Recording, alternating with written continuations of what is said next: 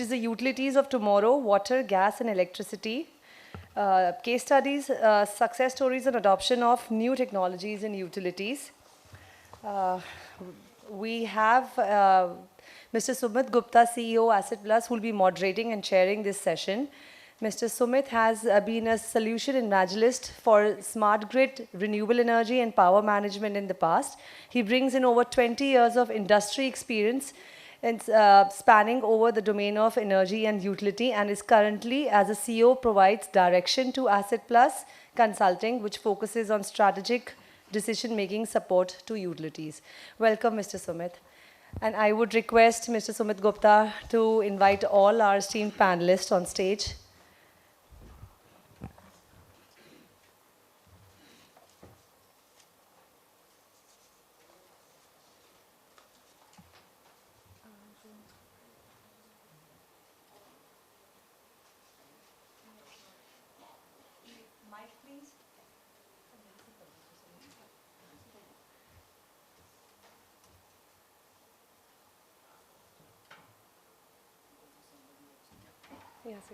I think.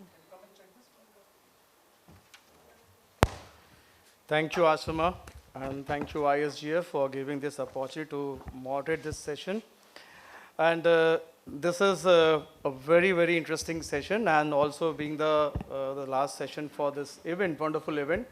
It actually brings the collaboration of three segments, which is very vital: electricity, water, gas, and all of them have their own journey into this ecosystem, the way we are seeing transitioning for multiple decades to the current time.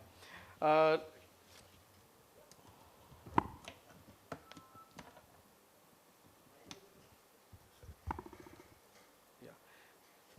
Thank you. So let me call upon, and we are looking forward to some wonderful discussion over here today, plus the building steps of how the utilities can collaborate. Let me call upon the panelists, eminent panelists which we have today, and very versatile, diversified, experienced panel which we have. Let me call Mr. Saurav Daspatnaik to this dais. Mr. Saurav Daspatnaik, he has been veteran in water sector, and somebody who has seen the transformation of water utilities in Delhi, transformed them under the PPP model, someone who has been very actively working in Jal Jeevan Mission. Let me have Mr. Daspatnaik on the stage. Mr. Daspatnaik. Sir, okay. Maybe, yeah, so maybe would have got a call. We are trying to get utilities which are focusing into the transformation arena, and having them on a common platform. That becomes a wonderful opportunity to discuss what is there. Mr. Daspatnaik, sir, we would like to have you on the stage. And as I was mentioning around, please welcome in on the stage with the round of applause.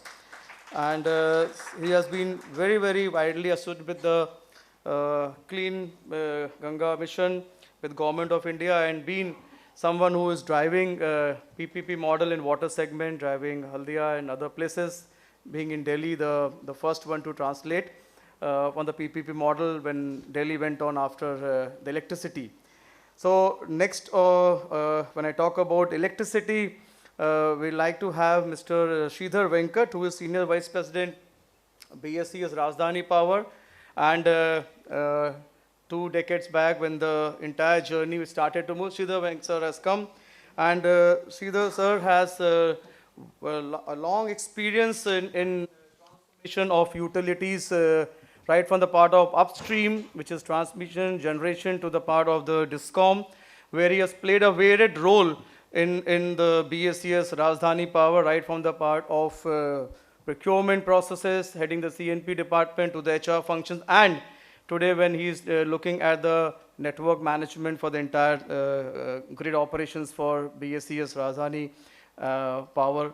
And that's the way the journey of BSES, if you look at, has gone to the entire milestone of covering the each and every element, because power is something which is there in each and every house, and that's where the connections have to go in, and that's the journey which BSES, and other franchisee entities in Delhi has done a large thing. Then we have a very vibrant person, Mr. Raman Srivastava. I would like to call him on the stage. He's from another utility which is playing a very important role called gas utility, and Indraprastha gas, which is doing a transformation. Raman, being an electronics and instrumentation engineer, he has worked around various facets of IGL transformations and be part of automation, the field projects, right from the part of beginning of the IGL's era. And it's been, IGL is 25 years now into the Delhi. So that's the place where he has moved on for entire journey from project management to the part of setting up SCADA center, the large transformation which is there for gas network happening in Delhi. He is currently Senior Vice President with the IGL and taking care of the responsibility in FNS department, CA and RM department. Then we would like to have on the stage Mr. Dharmendra Tomar, Associate Director for IoT BU businesses from Tata Telecommunication. Very, very old entity doing a remarkable work in sector of communication, because anything when we talk about drives on the part of where the information sharing happens, and if information sharing is happening in the real sense, that's where the whole, it brings in the perspective of commonalities, which you're talking about the future of integrated utilities. I would like to call on Mr. Presenjit Mukherjee, CIO, Jindal Water Infra, again, a utility which is working in, calling from Delhi perspective, but it's a wide experience. Now, Presenjit comes with the experience of being earlier with BSES in the electricity domain in IT, and then today heading the function of the water transformation, driving digital water mission with Jindal Water. So it's very nice to have him over here, and this is where I was looking at the quorum to have gas, electricity, gas and water on the same platform to discuss on. Unfortunately, we don't have the regulator over here, which we also wanted to have it, Mr. Gajendra Singh, but nevertheless, we have the quorum. And then we like to call a very young and dynamic person, Mr. Davinder Singh, and he is, Davinder has been driving the Noida function for IGL, and someone who has been an instrumentation engineer, and worked across various functions in operations for IGL, be it part of metering, be it part of marketing, internal operations, and now he has on his shoulder driving Noida and Gautam Buddha Nagar, which is really a very, very important function. So if I look at this session, is very, very vibrant. If you look at the energy level of this session will be phenomenal, which will be takeaway for us in the next 120 minutes of the thing. Let me start by setting a theme, and then I would like to call on our eminent panelists to share their views and look forward. When we talk about the future of utilities, right, there are certain, what kind of collaboration we talk about, what kind of journey we talk about. Since morning, we had a very nice discussion. We spoke about whether deliberation was on, there has to be a physical assets to be sharing, to look around not the asset sharing, but the part of the plan, so that we have a proper level of working synergies, so that those elements like the digging up the road does not happen again and again for different utilities. The second session which happened talks about, and also it talked about the part of the IT enablement, digitization, how it can be brought in. In the beginning session was about part of the launch of the session. The second session which we had focused very, very deeply on digitization, assets, and how those platforms like SCADA and other things can be taken up and be looked for utilities to work cohesively when it comes to the part of working together. Now, in this session, we will like to focus more and more on what could be that building assets where my communication, my infra, my technology can be shared, which becomes a building block. So taking those small steps, but by trying to drive to the part of next level is where it becomes very important. Let me take a small example how a common purpose actually yield a result. This happened in late 90s. There was HDFC Bank and SBI Bank came forward because there was lots of frauds happening. There were a lot of NPAs in the sector. There was lot of defaulters in the banking sector, which was happening, my dear friends, and most of you look around. And then RBI regulated and formed CIBIL, which we now use it part of every day. You know, you may be knowing about this is history. When you come together, you collaborate and create something new, which become useful. So today, this particular CIBIL score, when you look at, the insurance sector uses that for part of every kind of the opportunity when you go in. The financial institutions, even for the large entrepreneurs or business, when they go on for taking the financials, debt or equity kind of loan, the CIBIL ratings matters a lot. And then the banking and the cooperatives, which is all part of the lending which comes in. CIBIL became a kind of benchmark. Today, it is kind of a common thing which everybody uses it. You open up an app and then you find the CIBIL score everybody is trying to come up with. You take a bank policy or a travel policy, CIBIL score comes in. Right, sir? So that's where the part of collaboration from various sources come together to drive that. Similarly, there is a collaboration opportunity to look in our utility value chain. Now, when I look in purposefully, I kept the shapes of the circles little bigger and smaller. Now, if you look at, this is where the utilities has been spending. If you part of our infrastructure, my infrastructure where my gas utility or my water utility or electricity utility will spend huge amount of money. And we talk about setting up of line network, transformer network, feeder network from the electricity perspective to the connection to each consumer, meters to be put into each household. That's a huge investment. If a gas utility has to look in, they have to serve the part of vehicle and the part of the consumers, right, at their home, PNG and CNG. When you look at part of PNG, you have to look at entire DRS, MRS to be set up to the part of last mile to the PNG, gas connections to be there, and the risers to be put at your home to pipes going up, right? So there is a huge infrastructure which is coming up. And for the CNG part, you have to have your online stations and offline stations where you are trying to bring from the tapping point where the gas connections are to the gas to those stations. And then from there to those stations which are not on the online to get them move on the part of those LCVs which you are seeing in. So great amount of infrastructure to be laid out and the money gone in. And that's where the huge value. Water, if you look at, we see the water as simplest thing. We don't care for that. Water is something which we actually have to be more focused on sustainable aspect. Water, if you look at the part of the point from the reservoir or from the source of supply by the river or for underground water to the part of my overhead storage tank, to the part of my pumping stations, from there to the network down to the houses with underground networks coming in. It's a huge investment which municipalities have run to the past. And today, when privatization is taking place, PPP models are coming up, lot and lot utilities are looking at this. Infrastructure become a huge capital aspect for each of the utilities, right? The second part which is there, so infrastructure, there are certain things which you look around how we can work together, but then there comes a part of we are actually rendering services to consumer. People, everybody like me gets electricity, water, gas in my home, and then I'm focused on looking at how to get that consumer being there so I can service the consumer much more better. I am able to look in providing in the service and charging services. The customer O&M aspect, right? The services O&M aspect becomes important part, and that's where everybody like to reduce the cost. So look at, we want to have a larger customer segment, O&M cost to be reduced. So that's a smaller circle because we don't want to have a larger O&M cost. If we bring the O&M cost small, then we have a better optimization. Billing, ultimately we as a part of the utilities in the franchisee model, we are servicing the consumer. We are sending electricity, gas and water to be billed.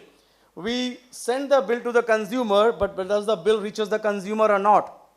Because certain point of time in the previous, the regulator says the bill has to be sent.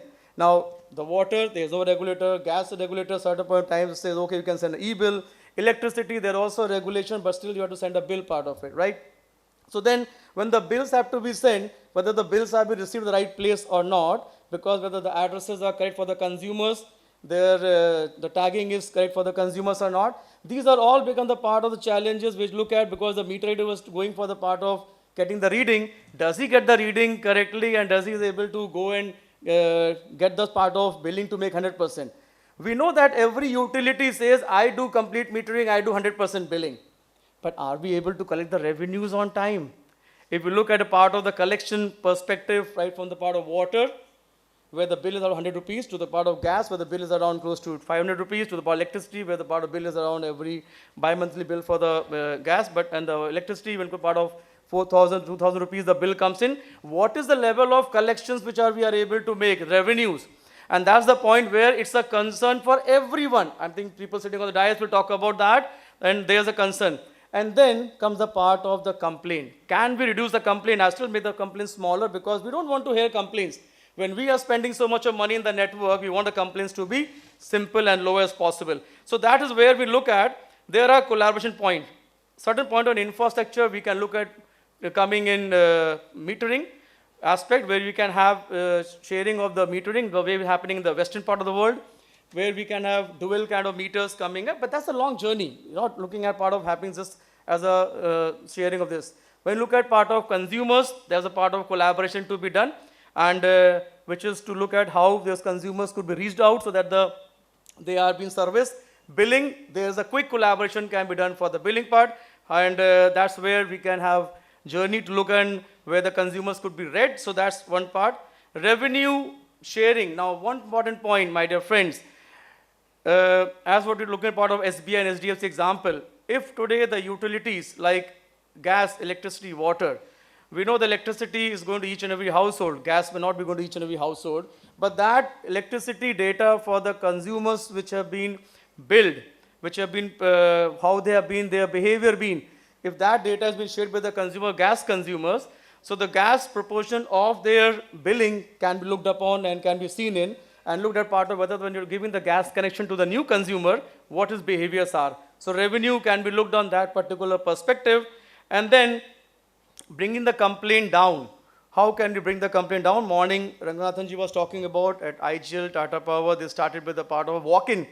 We're not talking about walk-in. Today we're talking about IT technology age, where there could be a common platforms, where the AI bring in the segmentation of dividing your input complaints coming up, bifurcating to, and then trying to divert to those centers. So that's where the part of collaboration comes up in these elements. I'm just throwing these points, which I like my eminent panelists to speak about these points, because that's where we have the chance of collaborations. So when I look at these things, I divide them into near-term, mid-term, and long-term, right? What can be done on a near-term perspective so that my utilities can think on that? This is something which I can do on near-term.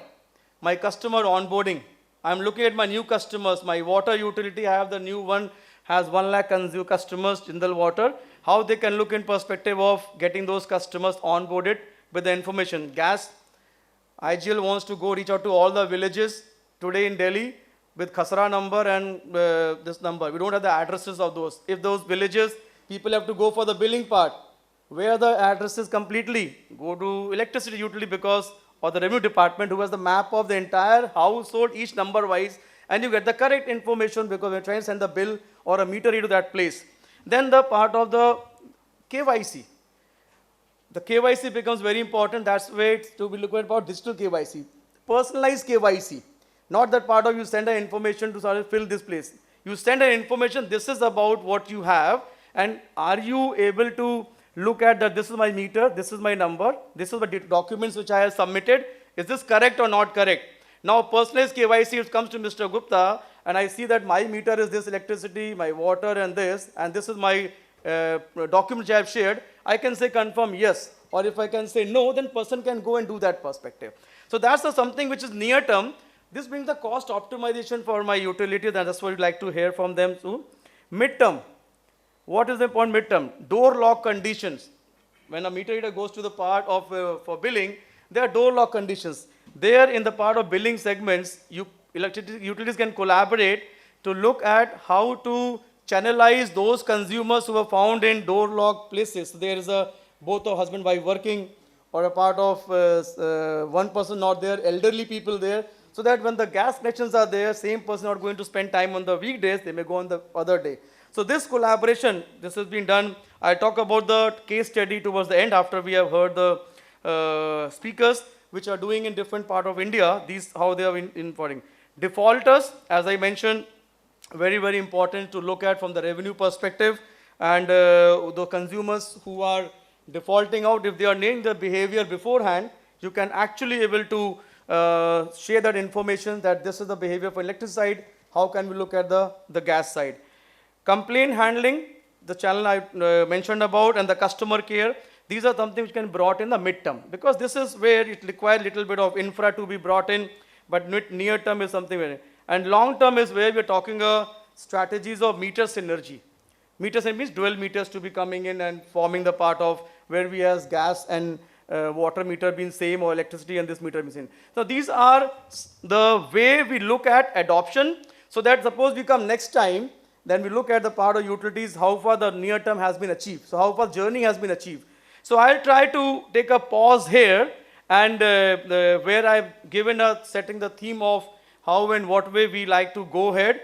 And in this, I would like to call, first I would like to hear from the electricity utility, Mr. Sreedhar Venkat, from his experiences of the time and from the beginning, when they went on to for the consumer adoptions, when they went on the part of this new connections, when they were setting infrastructures, and on these themes, near term, mid term, and long term, how we can bring forward the part of the gas as well as the water together. Thank you, sir. Welcome, sir. Thank you, Sumit.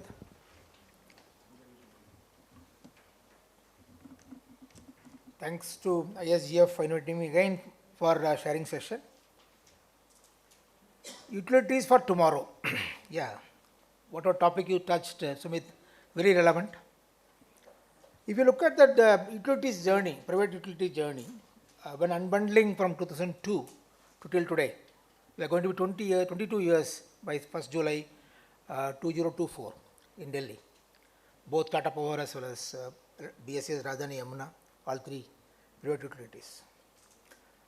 So when you look at 2002 scenario and 2024 scenario, it's a way we have done a lot of things, whether it is a consumer delight or the consumer expectations meeting, or in fact we are also becoming giving extra value-added services to our elected Delhi consumers, so that what value you can bring as added customer service. Whether it is a new connection management module, or whether it is a new connection acquisitions, from giving connections within 7 days, we want to move to 3 days, from 21 days to 14 days to 7 days to 3 days, how quickly we can give connections to consumers. So, but there are challenges with respect to electricity, with respect to MCD and civic book cases, etc., where clearances, fire clearances, and building height, and those ruling, and we are in a regulated entity. So with the regulated entity, we have to follow the regulated regime. But nevertheless, we have to how fast we can give a supply to our consumer. That's a key. New connection, new consumer is applying. On the operational maintenance aspect, where you look at it, as morning also we spoke about, from the reactive maintenance to preventive maintenance to predictive to proactive maintenance. We are all evolving, and we are using a lot of latest tools and techniques for whether drone survey or partial discharge measurement, or doing a thermal scanning of equipment. And modern tools are available today, testing instruments are available today to test it. So that we can have today we have a complete process from the engineering design to manufacturing to inspection to dispatch to stores to installation, testing and commissioning to operation maintenance, entire life cycle management has become a more open and transparent, because end of the day the product we have to see what we call it in our zero bad culture, zero breakdown, zero accident, zero defects. Safety first, quality second, productivity third. So when we strongly believe that as a leading utility, we have to take care of our employee safety, public safety, and the animal safety. So if you see, we are in the Delhi-like scenario where we have both the urban setup as well as unauthorized colony setup. We have villages also still in the urban setup. So for us, in a encroachment area where encroachment takes place in urban, the urban village area, it is a challenge for us, especially People are building the first, second, ground floor, first floor, second floor, third floor, without understanding that the clearances is very, if you can touch, the potential can take place, it can kill you. So we are very scary, those aspects, because there is a overhead to underground is a cost, is a CapEx cost. So, but people have to be very, very careful, because electric utility, you cannot take it for granted. So we as a utility always been taking leadership role into the challenges of the operation maintenance, and whether practices we do. See, we call it people, process, technology, results. People first, because if you our bottom layer, that is our lineman, helper, fitter, supervisor, if they are capable, if we are make them capable, because many of them have come at 8th pass, 10th pass, not ITA qualified electricians are not there. So we are a regime which has been taken over, and where you have to build the capability of the people. So first thing we did was make the people go through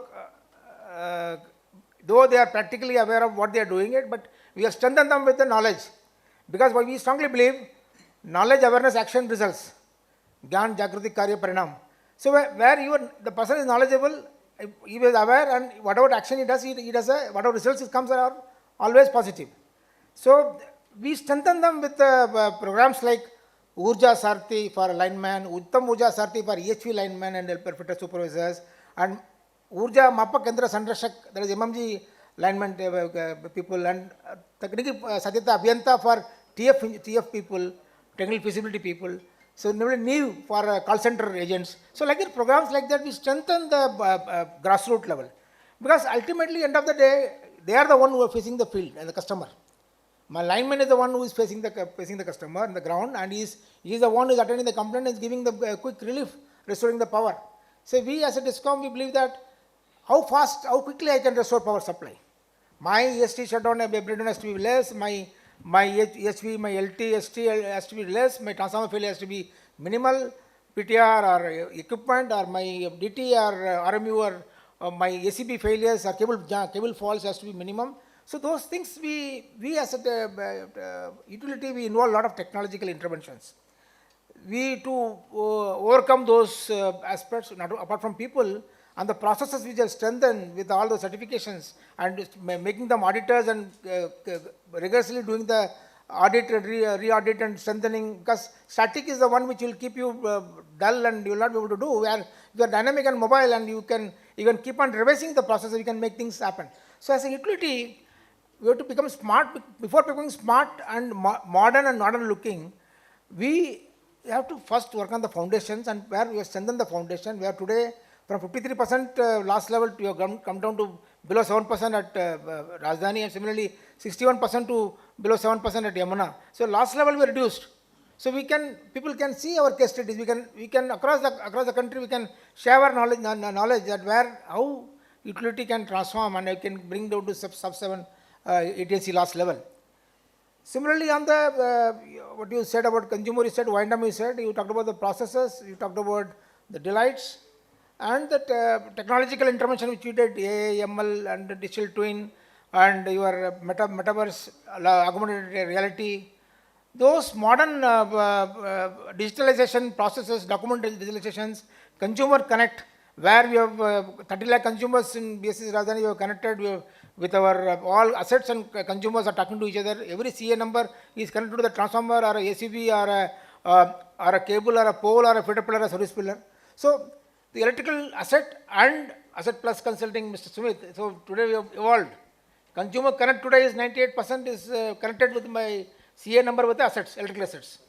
So where we are further accuracy, we are making it happen. So this, as I said in the morning also, this sharing of knowledge, because sharing we gain, collaborative space we achieve bigger, because it is not who is stronger, who is weaker. It is the team. As an Indian team, we always win. Na? So the sector also like this. India has to win, take it to India to 100 years, 2047, Viksit Bharat. Whatever experiences utility had, and we are also looking to go ahead and to do in the next level, next phase of our challenging and challenges opportunity, and where the entire transformation, energy transition is going to take place in a big way. with the variable renewable energy space where, you know, battery storage system, etc. is coming up. So how can we leverage advantage? How can we can leverage the assets? So one example I can give you from my experience in Surat, where I was part of a Indian Institute of Metal Management, similar group like this, where Reliance Industries and SR Steel, ONGC, Azira, and NTPC, Kripco, we Indorama, and as well as Surat Municipal Corporation, we collaborated with each other, and we commonly shared our resources. Sumit, I have experience of, because that sharing really helped us to do it faster. Whether a fire takes place in one thing, we were together. Exactly. If that kind of that collaboration, that sharing of resources, because we India, we have plenty of resources available, manpower resources, but technology now we are also upgrading, and the you know, funding is also now flowing in a excellent, exciting way. So the market is also on the positive note. So with that, as a utility, I see, even though challenges are there, but our challenges always bring opportunities, and opportunities for growth. As a positive person, I always see. Again, I say what I said in the morning. With the traditional way of working, with a modern outlook, and with a positive future outlook, which is a result which is going to be there, sure to see. Again, say what Modi ji has said, that परंपरा की पवित्रता, आधुनिकी की आनंदता और समृद्धि की लक्ष्य. Because I am very fascinated by these words. Because you cannot forget the tradition, but you have to modern technology you have to adopt. Correct. And with a smiling face, and also with a goal in mind, exactly. Target in mind. So next 30 years, 2030 is going to be very interesting. Exactly. Delhi is going to be 10,000 megawatt of power. Today peak is 7,500. Or 10,000 megawatt BRPL will going to be 44%, which is going to be 5,000 megawatt of power.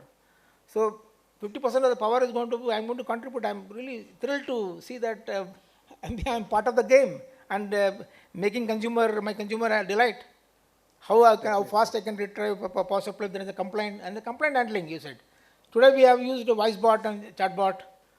They have replaced the agents, because they can do the analytical their wisdom, and they can see the situation on the ground, and can see whether the transformer is fault, the cable is fault, how fast it can come. Those informations are, as a call center agent was doing it, replaced by a voice bot. That is already started happening in utility. Correct. So this sort of quick response customer is expecting, so it is available. One fundamental, Sumit, which is again always there, SIPOC process we call it. Yeah. Supply input process output customer. Customer expectation to customer delight. From supply input process output customer, input to out delight. Exactly. So it will only happen if supply is strengthened, your inputs are strengthened and process is strengthened, and outcome is what customer is expecting. And together with the water and gas and other industries which are there, we can still make it much better. Sewage and gel board, and together we can make a everybody has to learn through the experience. Yeah. Urban delight is utility is interesting, and every day morning when you get up to till the night we sleep, every day is challenging. While I'm speaking, there is something is happening. It's interesting, sir. Yes. Every day is interesting. Every day you get up. yes. Right. Good, yeah. sir. Yeah. Fantastic. In fact, this is wonderful opening remarks from the electricity side, which is coming up from the utility which is running in Delhi. And so thanks for the opening remarks. Yes. And for the electricity perspective. And we would like to have further more questions, yes. which is there, sir, please. Yeah. So as the floor opens yes, up for the what are the next particular perspective. Now, as we take it to the next level, water, when you look at the India segment, water was something which opened up in Delhi long back, even when the outside Delhi could have thought about, and they had GNURM mission, which was there.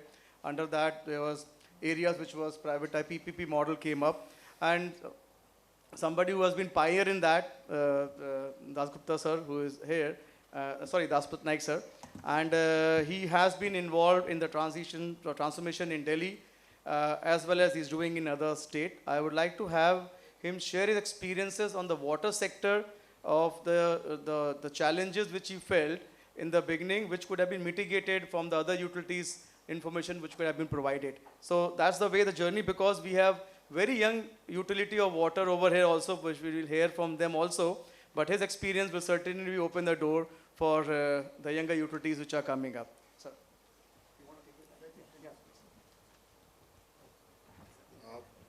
Our esteemed, all the panelists on the dais and all the esteemed audience here. I think post-lunch is always a challenge. But what I was trying to share, and I have come to learn essentially from the utilities of my peers from the power and gas utilities as well. Water has been a laggard to a large extent for historical reasons. I will not get into that. But what we will delve in my short presentation is to share some of the experiences and challenges and concerns in the water transformation story, which is still going on. I mean, the report card is still not there. So I would like to see how to go about it. Yeah. So I'll not get into this water scenario. Everybody knows about India is going to be water stressed. Management of water is going to be a challenge. Drinking water is still a problem. Agriculture is the largest, consumer of groundwater. All of us are aware. From a revenue perspective of water, from a utility perspective, there are basic fundamental flaws in the entire water, the way. Water is a state subject. All of us are familiar with it. Electricity Regulatory Act came into existence. The tariff mechanism also came in the state level, and the Central Electricity Regulatory Commission came, the Tariff Commission came. So there is a lot of regulatory part which has been set in, including the financials. Water is still in the maze of willingness to transform, but the building blocks for transformation process is still not there. What actually Sumitji mentioned as the chairman of the session, he mentioned about the experiment of Delhi. Delhi started off thinking about the PPP concept where asset belongs to the Delhi Jal Board and private sector investments come in the form of hybrid annuity schemes, which is more familiar in the road areas. And then private sector efficiency is brought in to run those assets and monetize these assets, increasing the entire revenue process and lowering the losses, both the non-revenue losses and the billing losses, and the billing losses. So this experiment has started off in 2011. But major concern from a utility perspective view is non-revenue water. Most of our water urban infrastructure is very, very old. All of us are familiar with it. Insufficient infrastructure funding. Water is still not considered as a separate infrastructure status under the RBI guidelines. And I've been talking about it to the Ministry of Finance that please consider water infrastructure as one other head rather than just other infrastructure. It makes a lot of then intervention of digital interventions in the water sector has been limited to a large extent, and that is creating a major roadblock because the people who are there in this sector essentially are not skilled to manage the digital transformation, and that is the reason that most of the youngsters who are there have not yet really. We are really looking at transformation of the workforce in the water sector. That's one of the biggest change makers will happen in the next couple of years. And intervention. So when we talk about major areas of concern, you will see a trend of consumption. If in an average CPHO norms, the Government of India norms say 135 LPCD, 135 liters per. Now in a city like Delhi, if you, any of you can figure out what would be the number per family of 4, it's around 40 LPCD. If Delhi has to achieve 135, then Delhi will need 2,500 MGD. That means million gallons per day. Today the supply in Delhi through the entire network, leave aside the borewell which is unauthorized, is around 1,300. Still there is a shortfall because surface water from the river is not available. That is another challenge we have. So obviously Delhi will have to think about augmentation of water in terms of either reuse and recycle of water and using that water for non-potable purposes, which is not happening as of now. Most Indian cities are not doing it. Few cities are talking about it. And then in terms of reliability of supplies, quality of supply, contamination is there.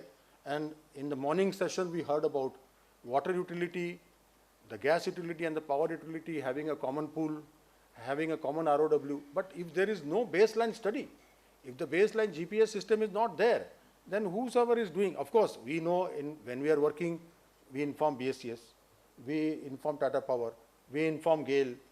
That is an operational, at a operational level. But in terms of a structured approach for utility to work together, to do the ROW and manage the ROW well as a separate entity itself, that itself calls for a kind of a brainstorming session. Would like to recall, last 3 years, during the COVID and prior to the COVID, most of our projects in Delhi, of the Delhi Jal Board, were delayed. One of the fundamental reasons which was the ROW, finally all of us went to the Lieutenant Governor of Delhi and requested His Highness to intervene in this matter, that ROW is becoming an issue. It's not a state or center or MCD or a center, it is an issue of the people of concern. Finally, after intervention of the Lieutenant Governor, the ROW was issued. And again in Delhi, construction ban is also there due to pollution. Almost 3 to 4 months we are not able to work in this month. So that is another issue. So if you see city by city, there are contextual problems, state level problems, and I don't want to bore you with issues and concerns, but the fact is, when we are talking about convergence of all of us together, common minimum program has to be created. And I think I really appreciate Mr. Reji Pillai and his entire team. So, with a missionary zeal last 10, 11 years, they are working towards forming some kind of alliance with limited success or with different levels of success, I would say.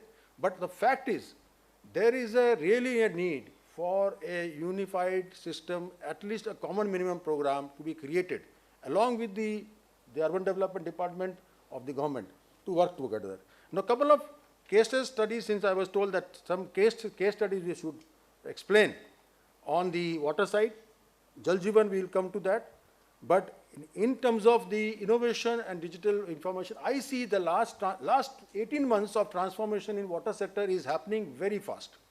I did not see this happening since last 25 years, but in the last 18 months, I see the enormous amount of push and movement towards water infrastructure. At least now the ULBs are talking about, putting AMI meters, about managing the NRW, about having a SCADA control, having some kind of a network monitoring system, having IoT devices. So there is a movement and there is investment also happening in large way. So now for typically a 24/7 water supply, if we were to look at a complete roadmap, is a baseline study of the water supply. Then the customers, we are talking about customer centricity. And if we don't have customer in our mind while we are talking about water or even utilities like the power and gas, then it will not happen. So that common, there is a lot of learning from the power sector, the way they manage the billing system, they efficiently per transaction cost, something which we would like to learn. Then designing of the hydraulic model, like the power model, similarly hydraulic models are there. The replacement of old pumps and motors, very, very problematic area. Large losses are happening in that area. And thereafter, replacement of the old network. Delhi has got 60, 65 years of old network, not mapped anywhere. Somebody were talking about Rajya Sabha. It is happening to the entire Delhi, just not only Rajya Sabha here. Then extension of new network areas, like somebody, you mentioned about the fact there is a village within the urban space, rural area, Laldora area, villages, a whole lot of problems which are there. And KYC, in fact, one learning from us for Delhi Jal Board was to use the BSES bill to actually be one of the tick for the KYC. Otherwise, we are not able to furnish what data you will use. Ownership disputes on the land itself is also a problem. So rehabilitation of existing infrastructure and then providing new house service connection, KYC was very essential. Formation of district metering areas, which is now happening in the last couple of years, we are happening.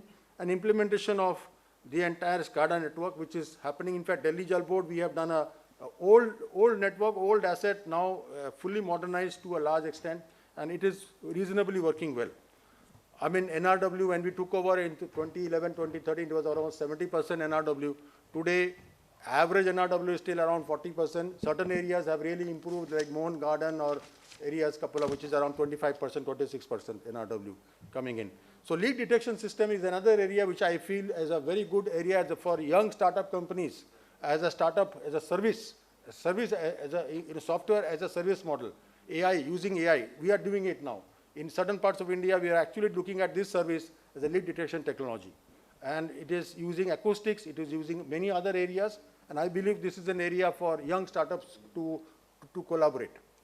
Online monitoring system, again, very, very important for us to look at it. At the end use, there is contamination, then it can create havoc in the family, it can healthcare. In fact, certain parts of Delhi has this huge health problem also due to contaminated water. Nangloi is a case study, as I was just mentioning to you, about one of the largest PPP project, almost covering 7 assembly constituencies, 1.2 million people around, and almost 3 lakh connections. Parameters I don't want to get into, I think time is short, but couple of improvement areas, service delivery area improvement for almost 2,80,000 now connections. Now it has almost, I think, become almost 3 lakhs. Volume build increased to 95 MLD. Water losses brought down significantly. Revenues increased, obviously. There is a revenue increase, significant increase. The length of network, almost 2,000 kilometers plus of new lines. Operation ratio has gone up, and collection has improved, 123%. That means so much of collection, the problem was now, it's almost become 58 crores now, from 47 crores. So, and Haldia is a model again, I would like to say, because the government of West Bengal, PPP, entire city operations of Haldia, entire city which covers both industry and municipality. Again, it's an old 40-year-old asset, then taken over by us in 2019 to form an SPV with Ion Exchange.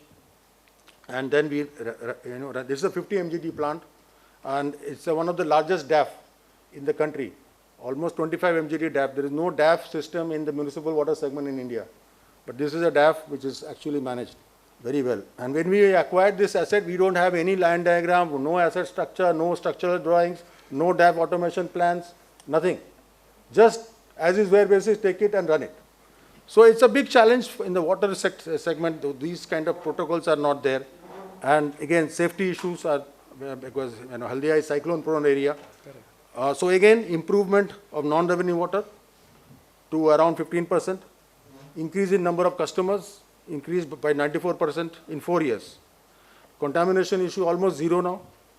Customer satisfaction, almost all of our customers are fully satisfied, except some municipal segments which they keep on saying, sending on the CM portal for other political reasons, CM complaint box. Straight away, somebody has an issue with the councillor, he will make a complaint to the CM's portal. Almost 24/7, then toll free, basic simple things, no hi-fi, nothing. A reduction in the treatment losses, and consumers who are getting now meters. There is a lot of the pilferage happening, formation of DMS. So Haldia is a successful case study of a financial turnaround where government was losing almost 2.5 crores, 3 crores per month. Today they are earning almost 3 crores plus. That means from -3 to +3, a swing of 6 crores per month in revenues. And this is a good model which in a state of West Bengal, they don't believe much in PPP mode. But this is a good example where other development agencies in the state and even in Orissa are also looking at creating such bodies. So from a overall takeaways, from an overall perspective, what we see, active leakage control, very important for us, and pressure regulating valve. These are basic, simple things which I like from the power. They have the transformers, they have the other monitoring devices which can go in. Asset management, GIS, we have ensured that wherever we set our foot, first thing is the baseline study, entire GIS network will have to happen, CRM and SCADA control. Integrated area of plan, this is happening. Right now we are doing similar exercise in MP Jal Nigam. MP Jal Nigam has got 54 water treatment plants across the entire state of MP, all surface treatment plant. They have major issues in terms of O&M issues. Some of the projects are half completed, no, not fully completed. Now they want somebody to step in now, as is where basis, with the drawings, whatever is available, and then run it, improve upon it, and then drive the entire efficiency for the next 5 years. This is again an experiment they are trying to do. So again, we are trying to do the baseline study, drawings, etc. So my view is that if we really have to collaborate, all of us must sit down together, form like this ISGF forum, sit down together to form a common minimum program, working areas, identify few areas, maybe Delhi, maybe some other areas, to build a norm and even work together to go to the government and form the CPHO norms for utilities, which will create common minimum program. And I think that's the thing. Another area is skill development. We have a plumbing sector skill council. Very many areas, as somebody mentioned about it, old people who have come into this area, class 8, class 10, class 12, not even fully skilled, but they are managing all those motors, pumps, they are doing rewinding because they have been able to do it earlier. Correct. But we need to train them how to do a leak detection. They don't know. And there is sometimes it is unionized also. So we have to address them. So these are the basic challenges we have faced in our transition. Our report card is still, on. There are no, easy fixes. But this journey and this transformation can only be possible if we can actually collaborate together. I'm really happy that ISGF is actually taking this platform together. Thank you. Sir, for sharing such a wonderful experience. You can see Delhi has always been looked upon as a trendsetter, right? We call it the political capital, but it's also the capital for transformation.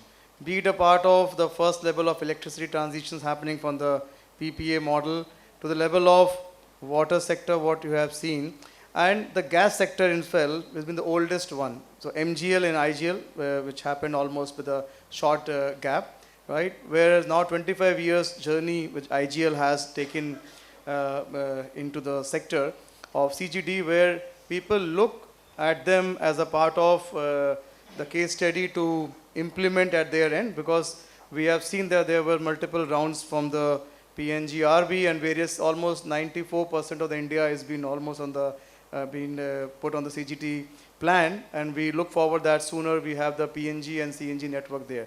On that part, IGL has been the first one to bring in GSP platform, which is itself on their learning.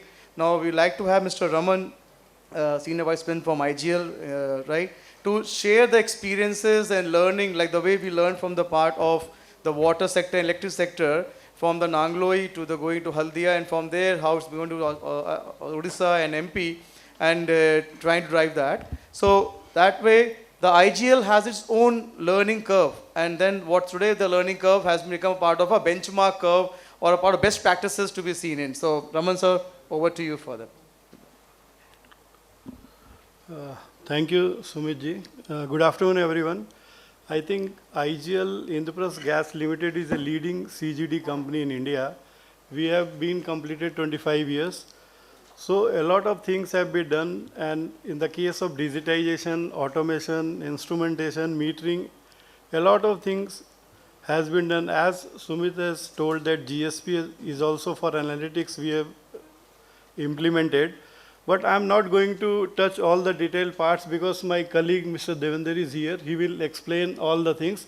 Just I'm going to share one small digitization that we have done and what is the implication and how it was useful to all of us. So just there is a one part that is, because I am looking after presently SSC also. So I have taken example of digitization of safety work permit. Very important. So, because safety is very important aspect and we ensure safe and reliable operation in any industry. So, as per regulation and statutory requirement, for every job we have to make a work permit system to ensure the safety compliance and safe implementation and completion of the project. So, in IGL, as we have expanded a lot, so I think there is a monthly 4,000 safety work permit is required because we are working in the different geographical areas. So there are two types of work permit system. One is hot and one is cold. So in this case, we have faced a lot of issues, and how we have implemented it, that just I am going to share here.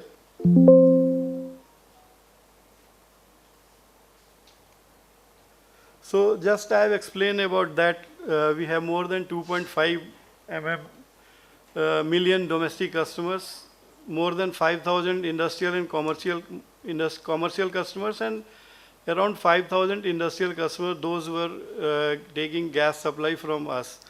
And we have more than 819 CNG stations at present operational in IGL. And we are working in the different geographical area in different states also. So NCT of Delhi, Gautam Budh Nagar, Ghaziabad, Hapur, Muzaffarnagar, Kanpur, Chitrakoot, Rewari, Gurugram, Karnal, Kaithal, Ajmer, Pali and Rajsamand. So these are the areas where IGL is operational. So why it is required digitization of safety work permit system? Because what problem we have faced, one is the traceability issue, because the permit has been cut 10 days back, 15 days back, 1 year back, and if required to see what was happened on that case, we are not able to trace the permit. So one is the traceability issue that we were facing a lot. Second is the legibility issue, because if the manually it is written, somebody has written completely, somebody has missed out. So the legibility issue was also there. And the important is delay in issuance, because the manual process there, the person who is going to issue the permit, he will come, then he will give the permit. So there is a delay. And resulted that there is a delay in the start of work and ultimately the closure of work. So these are the major issues we were facing. And these are the non-compliance of the safety work permit system. So this is the developing solution, that requirement of work permit system. Then I have already told the limitation of existing hard copy work permit system. There are challenges arriving at conclusion and internal brainstorming session. So we have discussed a lot, and we thought let us develop a digitization and digital solution for this work permit system. Now another problem is that as per OISD 105, it is designed for the plant, because these regulations tell the permit system in a limited area, and since CGD is working in a different geographical area, different locations, so we have the different problems. So location or distance apart from each other, that was the issue. Apprehension of permit issue in haste, very tedious and impractical checking of safety condition, because if the person is issuing the work permit from sitting in a control room, he is not aware about the physical condition of the site. So that was also a very much challenge. Then compliance of applicable rules and standards, enhancing and upgrading of existing safety work. So these are the things we want to ensure while developing the digitization of the work permit system. So we also ensure real-time tracking, 100% site visits, 100% compliance of uses of PPEs, thereby ensuring the safety to staff, effective supervision to ensure compliance to the permit. These are the limitations, and we wanted to track on the real-time basis. So these are the things we have discussed, deliberated, how we will going to control the man, method and measurement. So because if we are sitting in a room, we are not aware about the exact location, exact site condition, and whether the tools, tackles and machines are available there or not, improper material is there or not, how we can permit the issue, weather condition, what is the weather condition of the site where they are going to work. So arriving at a digital solution, we thought let us have a digital work permit system. Now, so what are the benefits we arrived at? Reduction in use of papers. So a lot of papers we were using and it was wasting, and at the time of requirement we are unable to trace the papers. Fuel saving by reducing because the person is going and traveling, so these are the costs. We have saved the fuel also for transit period. Then safety aspect, digital record keeping helps in reducing the fire hazard, easy traceability. So if we have the digital data, it is easily traceable. Road safety due to reduction, because reduction in traveling that enhance the road safety. Generating documentary evidence, because in case of any audit or any external requirement, we have the documentary evidence. Supervision of persons who are properly trained, competent and authorized. 100% compliance of work permit system, 100% compliance to use of PPEs, compliance to all applicable rules and standards. So these are the things we considered.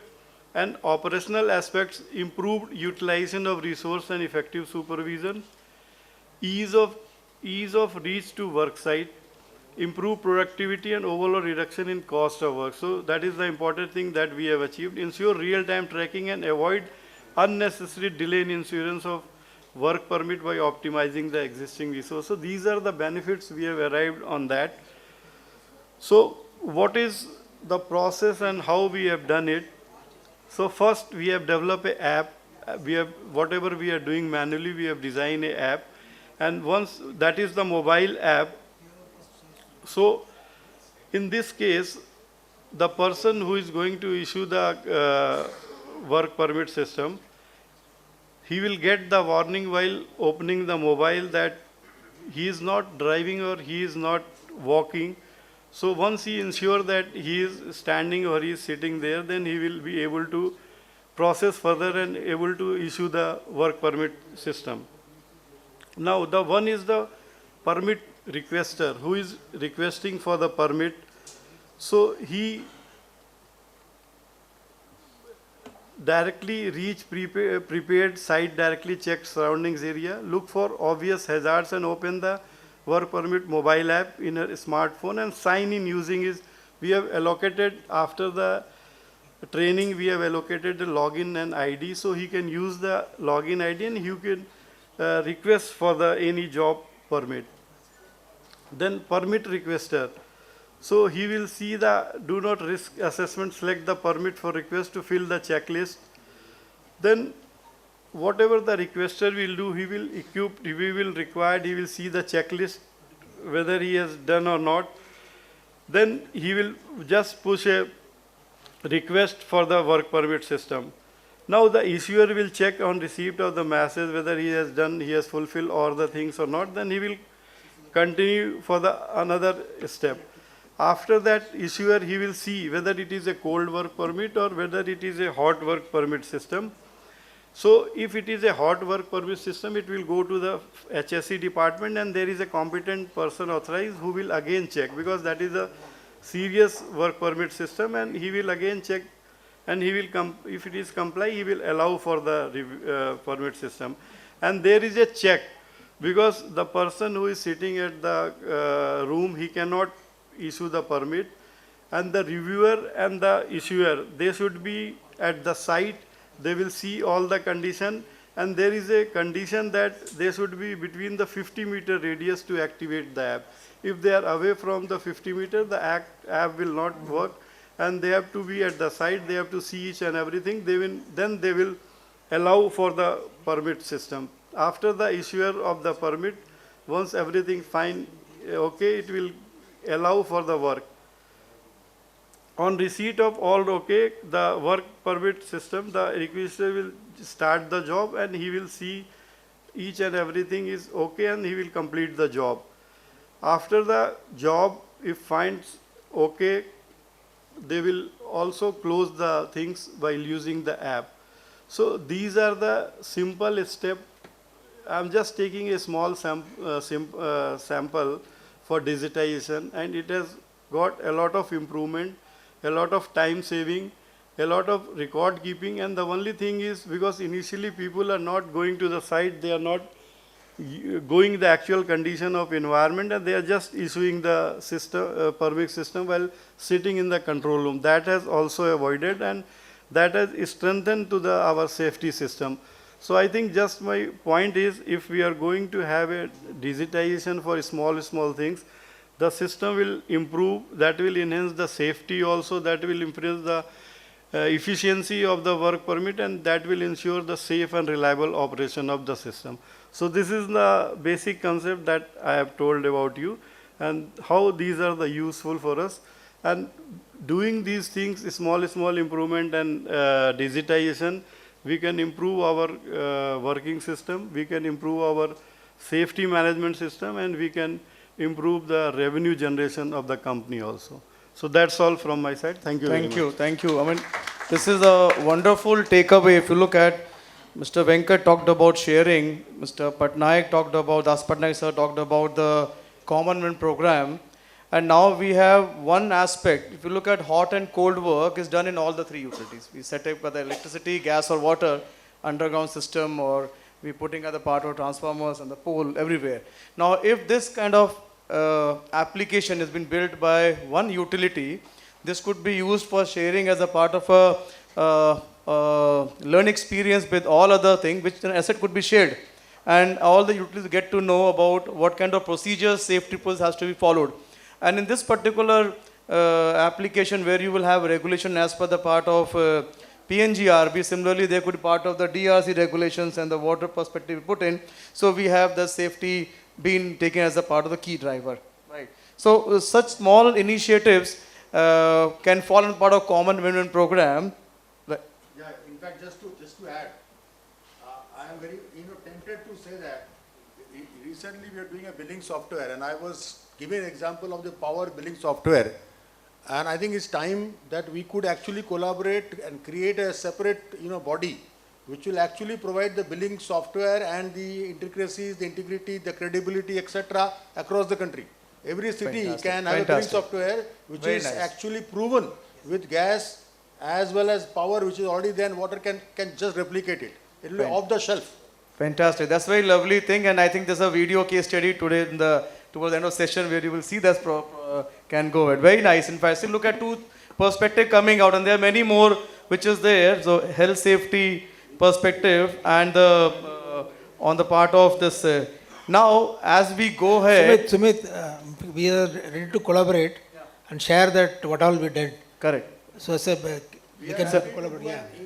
Entire water sector, we can do, the integration. Exactly, sir. Entire.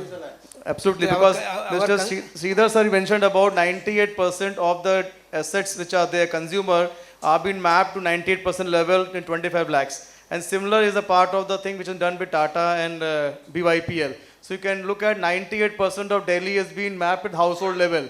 So if that has to be shared with a water utility or a gas utility, it is actually available for you to enhance your meter reading and billing perspective, right? So Yeah, absolutely. Yeah, we can ready to share that and collaborate so that in fact it has to help the society at large.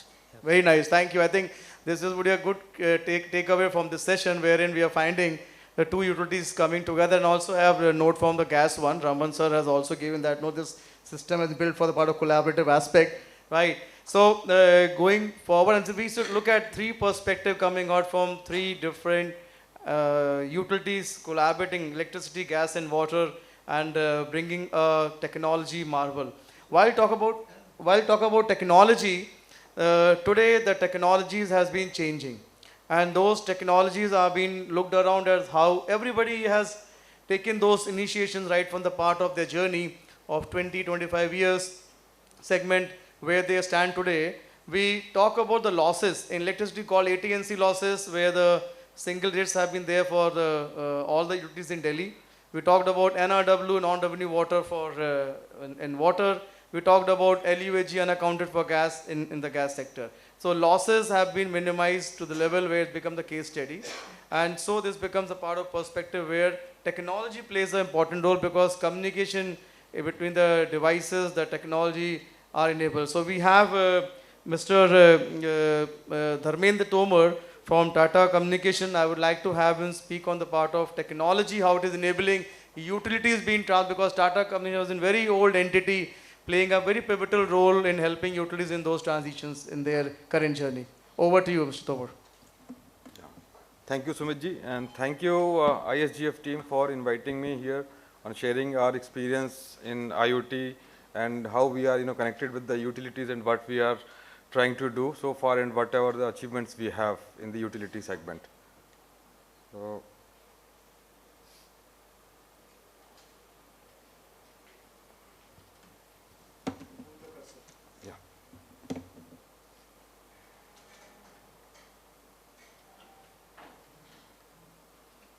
So, Tata Communication is basically a legacy VSNL company, which was responsible for, outgoing calls from India, and as of now it is leader today globally, and managing, having market share of 25% in data connectivity.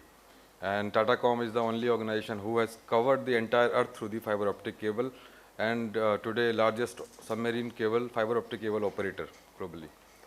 So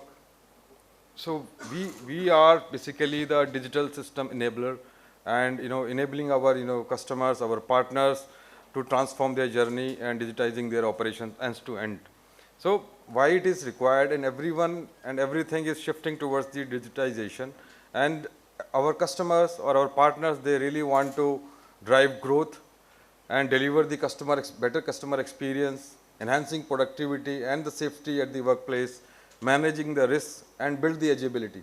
So for all those things, you need to have a partner who can help you in understanding the requirement and develop the solution end to end and digitizing the entire operation.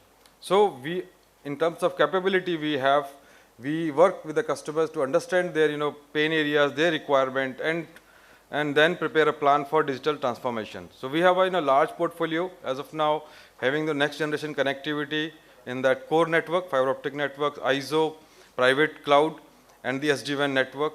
Then the cloud, edge, security, and managed security services, collaboration tools, mobility and IoT. We offer seamless connectivity across the globe through the SIM cards. And then in the IoT, we have a lot of solutions. I will talk more about the IoT in the next slides. Net Foundry and the voice connectivity. So we wrap up all those services and bundle the solution to give the end-to-end connectivity and collaboration services for our client. So with that, we really agile and innovative company and working on the AI and automation things and to make the system sustainable for us and our customers and partners. So just about the IoT things, we started almost 7 years back, and as of now, we are one of the leaders in the IoT space globally and managing 16 plus cities in their modernization, 50 plus enterprises where we have provided a lot of solutions in the various sectors, say mining, metals, plants, oil and gas, cement, chemical factories, and the pharma space. So we have provided multiple IoT solutions there. And as of now, running more than 6 lakhs of IoT devices globally. And we have saved many lives by implementing safety solutions in the plants and the mining areas. And 50 plus metric ton, carbon dioxide saving by implementing smart, lighting solutions and other utility solutions across the globe. So we are managing multiple cities and we are operating the street lights. And then 30 plus, million savings in terms of energy savings. When we are, automating the street lights, we are, controlling their, operation whenever light, sunlight is up, lights are off, and then whenever, there is a, sunset, we are, switching on the lights automatically through the applications and dashboard. We have, delivered more than 50 plus use cases in the IoT, and those are primarily on the LoRaWAN network. And 10 plus applications, platform and analytics we have delivered. So in terms of experience, we have more than 500 years experience and more than 10 plus industrial recognitions we have. So just give you high level architecture on IoT and in an ecosystem, I would say. So we started with the building the core thing which is required in the IoT journey is the network piece. So we launched the LoRaWAN network across India, and we were the first one who launched, countrywide network globally by any company in any country. So we made that core network and then build the use cases along with our partners and our vendors and launched the network along with the solutions, end-to-end solutions. So street light solutions we have delivered multiple assets which are there in the plants, in the utilities, or in the cities. We mapped those assets and provided the required interfaces and the devices on those assets, and we are able to bring them on a common platform. Then the water meters, we delivered a lot of water meter AMR solutions, and as of now in Noida city we are managing more than 5,000 water meters, and that is truly AMI project where meters have bidirectional communication, and we implemented the project on a variety of meters, starting from domestic meter of 15 mm diameter to 300 mm diameter bulk meters. So those are functional as of now. Then in energy meters, we tried to build a lot of smart metering DLMS compliant solutions, but it could not be 100% DLMS compliant. But anyway, prepaid smart energy meter, we could able to develop with the help of our partners, and it is now being implemented and is running. And roughly around 1,000 prepaid electricity meters are running on the LoRaWAN network in NCR. Gas meter, of course, thanks to GAIL and IGL and our partner Genesis, we launched the first, prepaid gas meter system across the globe in India, that too with IGL, and as of now, more than 10,000 gas meters, prepaid gas meter systems are running for the IGL. And besides that, we also work with MGL, and as of now, roughly 15,000, gas meters are running. Those are postpaid, gas meters are running in Mumbai. And there are some pilot projects are going on across the India and some various parts of the world. So with this, many other use cases we deployed, and you can see on the slide that how these devices are connected with the base stations. So these are LoRaWAN base stations, which ensures the low power and highly secure network, and then the network server, and at the end you will have the application server and the analytics. So how we make and how we integrate all three utilities. So we tried to integrate with all types of utilities, say water, gas, and electricity, and try to build the solution on this technology. So it is very simple. There is a module, LoRa module, which can be inserted in any of the device, and then it can start communicating over the network. So it is more or less like you are putting a SIM card in your mobile, and it is working. So with it helps to roll out your services for utilities for your consumers very fast. So in case of IoT, why we chosen the LoRaWAN? Because there is thousands or millions of devices had to be launched on the in terms of the IoT or automation. So it should be a different network than the the mobile network we are using for our voice communication or data communication. So basically, it is a machine-to-machine communication, which is used for machine learning and other artificial intelligence, which we want to build through this data points. Environment, wherever we are monitoring these devices, those are installed at extremely difficult conditions, having heat, cold, dust, pressure, or you will not have the power supply as well. Like for the water and the gas, you can't have the power supply available for the gas or water, right? So you have to have the device which should work on the battery. So you need to ensure how you can ensure the battery life of 5 years or 10 years.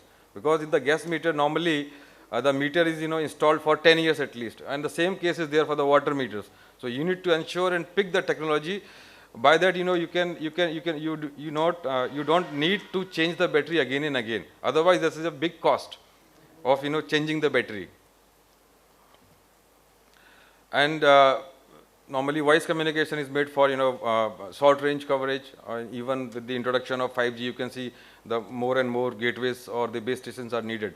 But in case of IoT implementation, or that too, that is going to be extended in the rural areas, you have to have something which can go up, which can cover the larger geography, as well as will require lesser power. So on the power consumption, or if I would say the transceiver of the LoRaWAN gateway is hardly 2 to 3 watt. But when you use the private RF network or the GSM network, the power consumption is very high. You need to put the DG set and all. So with this, I would say LoRaWAN network is a completely green technology. It also consumes less power for running its network system. And then the device, of course, the power requirement is quite low in the case of LoRaWAN network. And device throughput, of course, we can have multiple higher frequency coming up from the devices. But normally for the water, gas, electricity, maybe 1 reading, 2 reading, or 10 reading or 15 reading per day is more than sufficient. So that can be matched with the network. So based on lot of research, we could able to find out that IoT devices 70% would be battery operated and 90% low throughput. So with that, it really makes sense to use this technology for the IoT implementation at a large scale. So as I mentioned, this is a brief comparison among the various communication technology. You can see LoRaWAN in blue color. It has a lot of merits. Of course, it has some limitations, but For implementation in case of IoT and integrating all three utilities, this is one of the best technology we can go ahead.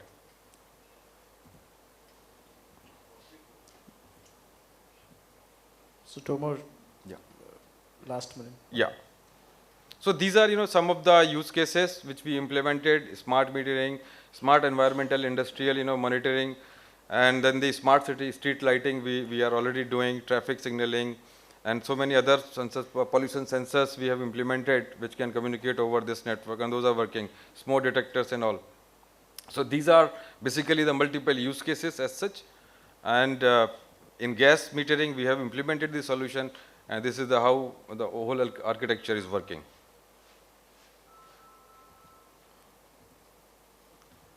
So I'll not cover the comparison due to the shortage of time. So as of now, we have the larger presence in India with this coverage at various locations, and we can deploy the network anywhere whenever there is any requirement or any project is coming up. Thanks. Thank you, Mr. Tomar, for summing up beautifully.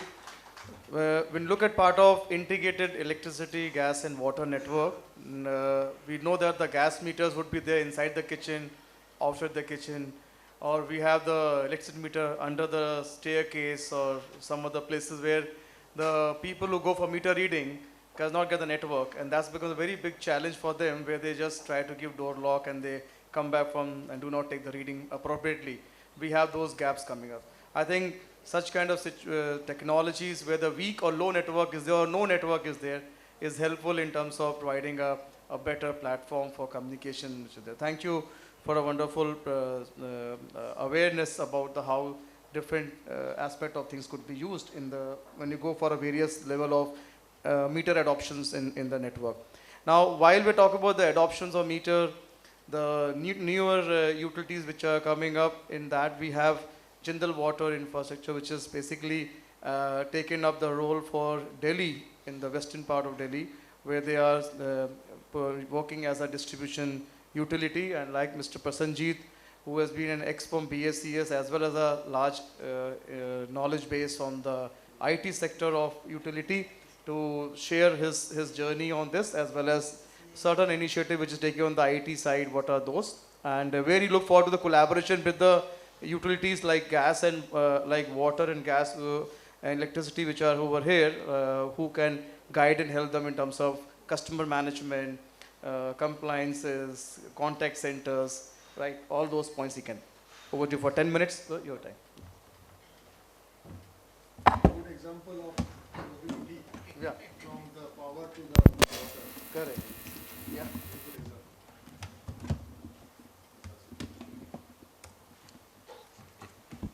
So such kinds of cross-functional people becomes a good example, right? Having spent 15, 16 years in electricity utility, now shaping of the water. So you bring up all the learning curves of electricity to the water. So if you look at the way we say gas sector has been evolved by IGL, a lot of capacity building assets have been taken, a lot of knowledge dimension. The electricity has been run by BSES and Tata Power, which is there. So promoting out. Over to you, Presenjit, sir. Yeah, good evening, and thank you, Mr. Gupta. Thank you, being a smart forum. So, as rightly said that I have spent around 15, 16 years in BSES. Venkat was my fellow colleague in BSES, and it is true that people, process, technology, these three are needed to do the transformation, and that's what we have done in BSES. And I feel proud still today to speak that whatever transformation what we have done when it was unbundled, the AT&C loss percentage, what was there from that till currently I think 6 to 7% of AT&C loss. And it was definitely the people, process and the technology which brought the changes. Similarly, in the water sector, which is anyway at a very, very low level of maturity level in the digital side, I think this is the place where our contribution, what we have done in the power sector, will come into play. Mr. Daspatnaik has already spoken much because he's a leader in this particular area of water. I'm pretty much new. I'm only 1.5 years old in the water sector. But I will speak more on the digital part. Okay, what kind of transformation in the water sector, what we can do. Okay, so, but before that, let me speak about the organization from where I'm coming, which is JWIL, which is Jindal Water Infrastructure Limited. We are a EPC and a utility organization. So we do projects which start as a greenfield project, where we start with a drinking water supply project. It may be in the rural area or in the urban area. It may be the irrigation projects, it may be the STP projects or the CTP projects. So these are the 4 major lines of business what we do. And this is a part of Jindal, PR Jindal Group Company, where we have Jindal SAW as our main organization. They manufacture steel pipes, and many of our projects, we do take those pipes for our projects. Okay, so some reference of our urban water supply and distribution projects what we have done. The best part is whatever EPC projects currently what we are doing in the water sector across various states, there are many projects which are now getting handed over to the O&M phase. Okay, so so when we talk about that from EPC phase to O&M phase, what is needed so that once the utility starts its operations in a particular city, they should not face any challenge or problem, and the proper SLA is maintained, and how can technology help you there? Okay. These are some of the key points. The challenges in Indian urban water sector, we all know. We have intermittent water supply, we have lack of bulk metering system, unmetered supplies, and those are the challenges which Mr. Daspatnaik already has mentioned, and we are also facing when we took over our project in Delhi. Okay. We have traditional practices and materials, billing practices, perceptions, water is free, so I don't want to pay for water. Okay. Now, if you do a comparative study of intermittent water supply vis-a-vis a 24/7 water supply, that is actually our goal. What we did in power sector also, that 24/7 power and quality power, the same thing we should think of when we talk about water, that it should be 24/7 water and a quality water, so that people can open a tap and drink water instead of using a RO or a filter at the home, okay, which is being done in many European countries. So there are many challenges what we face if we have intermittent water supply. Okay, all those have been listed here.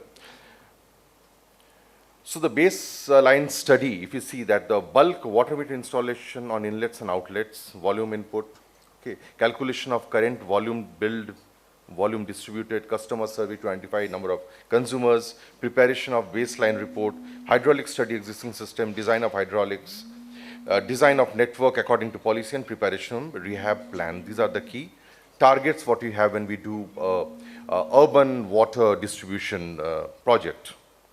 Now, that's what I was talking to. Like, we do EPC projects, we are into O&M. Okay. So, when we do operations and maintenance as a utility in a particular city, and already if we have EPC which is handing over to us, the challenge remains that whatever task is being done when we actually are building a water infrastructure project, the information is not getting passed on to the O&M team. Okay, there the challenges comes. How can we have a digital platform? Seamlessly it moves from the EPC to a O&M phase. It may be about a building, it may be about the pipelines, it may be about the different machineries which are put in, not as a document, but on a platform, so that in long run of 15 years, or 20 years, or 25 years, whatever is the O&M period, okay, the services SLA can be maintained properly using that particular command center. Okay, and that is where we are working currently on the digital side. Some digital water touch points, I think everyone has mentioned, like we need to do asset management, which is very, very key. Operations and maintenance is part of that. Customer service is again a very, very key part what we have been doing in any utilities. Our corporate services, safety, quality, health and environment has to be taken care of. Okay, the strategy and stakeholder has to be kept in mind, okay, their views, and to do a capital planning and delivery, because we know that for any kind of a water utility, the ticket item is very, very low. So how do you come in with the capital planning and delivery? Okay, and definitely we have to look into the business resilience so that we don't fail. There should not be multiple downtime in our entire operations. How can we ensure that? What are the couple of barriers in the digitalization in the water sector? Okay, the first, what my insight is on the strategy, vision, and leadership. Okay, a clear digital strategy is not there. I think Mr. Daspatnaik already spoken that strategy or the vision or the skill set gap is definitely there in this particular sector. Okay, acceptance of the change. Okay, people are very happy working the traditional model of working. The moment you try to bring in some kind of a digitalization, they think that their job is at stake. Okay, so the change management is needed. Okay, and definitely the management support and participation. If as JWL, we are able to go a step ahead in the digitalization is only because of the management support and participation. They are grounded and they're working hand in glove with us so that we can move ahead. The systems and processes, we all have legacy systems working. Okay, exactly the same thing what we faced when BSES was, means the DV was unbundled and BSES took over. Data limitations, okay. Mr. Gupta, we are talking about collaborative among different utilities. Definitely it can be done unless we have a single platform. But one thing we need to keep in mind is data privacy. Because as per the PDPA or the PDPA Act, we need to take care of the data privacy because there are multiple utilities. You don't know where data is getting leaked. So the communication layer, the application layer, it needs to be kept in mind. Okay. So the connectivity, privacy, all these things will come into play. People, definitely the culture, the skill set, staff resistance, what we have been discussing. Technology-wise, lack of professional expertise, we don't have people that clear vision, that particular roadmap, what should be taken forward. And as said that in this particular sector, there is a cost limitation. There, the ticket items are very, very less, whatever. Okay, so funding, budgeting, cost, these are some of the barriers. And someone of us needs to come ahead of this and implement it in a couple of projects to showcase it. I think then we can move ahead. This is a typical architecture what we have built for ourselves as far as the digital platform is concerned, okay, which takes care of both my systems, applications, and governance layer. So I am building a platform on the utility side or the O&M side, okay, where I have all the different modules which O&M side requires. I have another module for my EPC side, which is an integrated project management solution among engineering, procurement, and construction. And how can both these be monitored through digital twin model? Okay, because for our kind of organization, two things are very much important. One is the timeline and is the cost.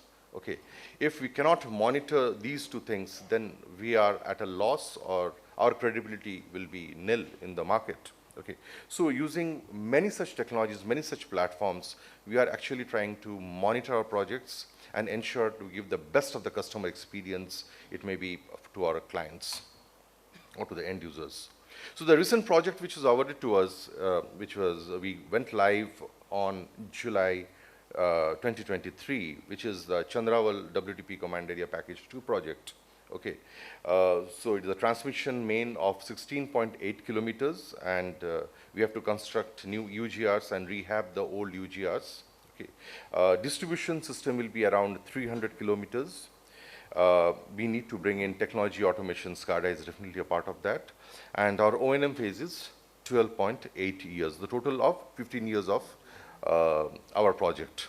Okay, and the best part is, which I think Mr. Daspatnaik, you people might have also faced when you took over Nangloi, we don't have any network diagram that where the pipelines are.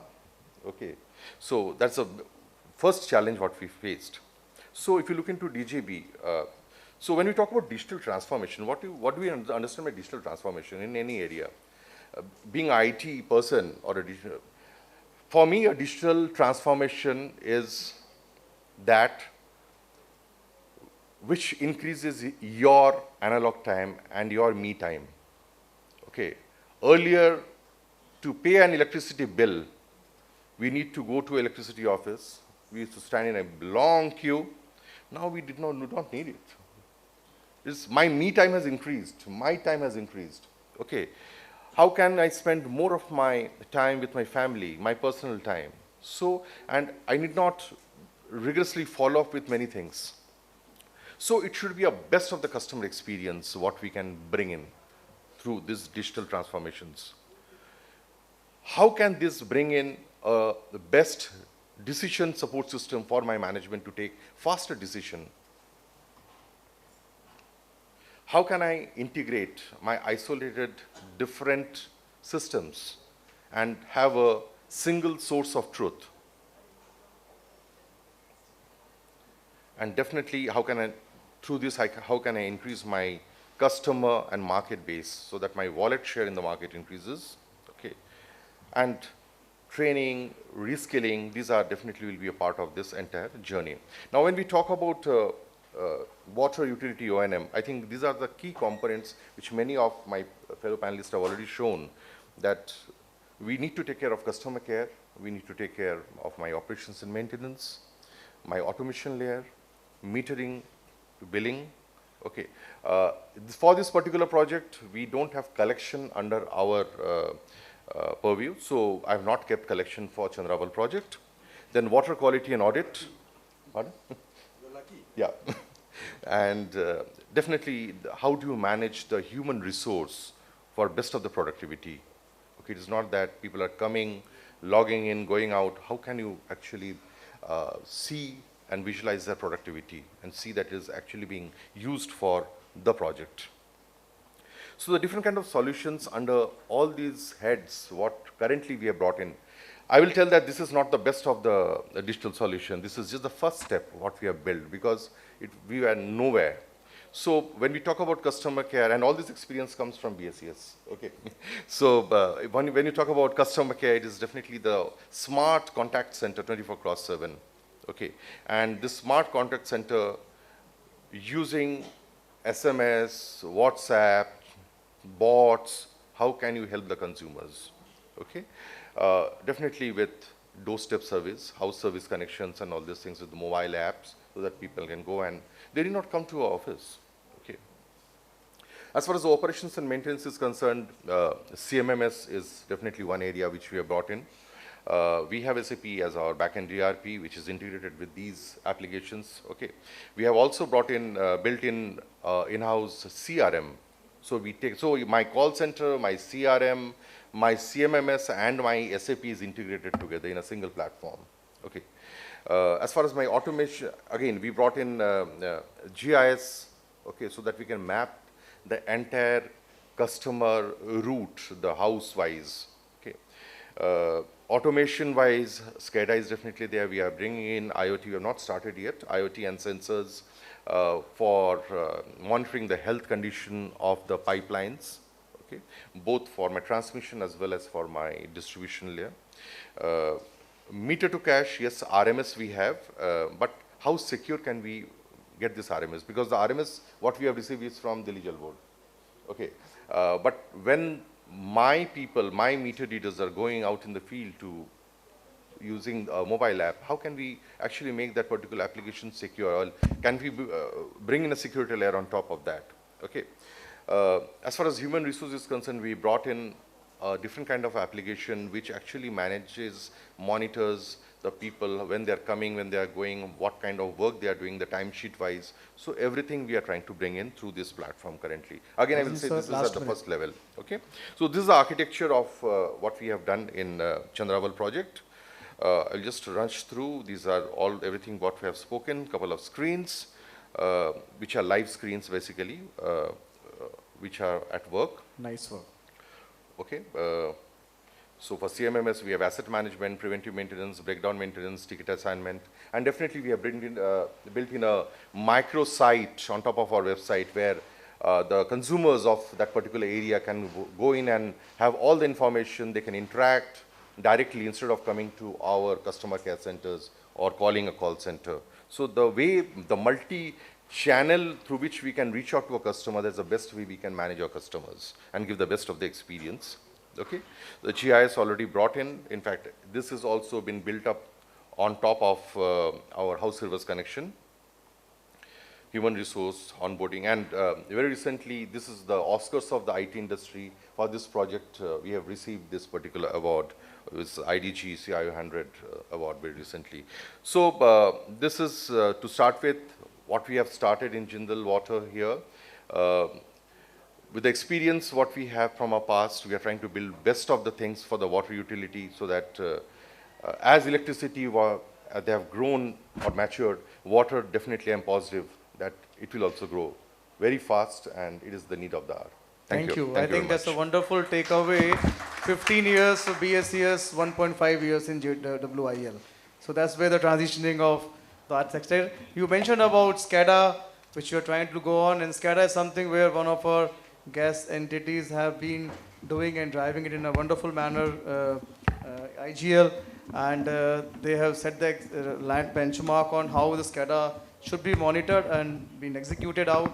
Plus on the part of, I was mentioning about GSP layer, so we have Mr. Davinder, who has been an instrumentation person and also driving the Noida for IGL on technology initiative. I call Davinder to share the technology landscape of IGL and today what it has and how a collaborative platforms can be brought in so that IGL's growth journey within Delhi from 2.5 million customers to there is scope to go on to double this number. How that leverage can be made from the electricity utility which is over here from that. Over to you. Thank you, ISGF, for inviting me for this session, and thank you, fellow panelists, for sharing your such a vast experience, and to the wonderful audience over here. Myself, Davinder Singh, and I'm looking after Noida Zone as an operations head. Today, we are gathered here under one roof to talk about utilities of tomorrow.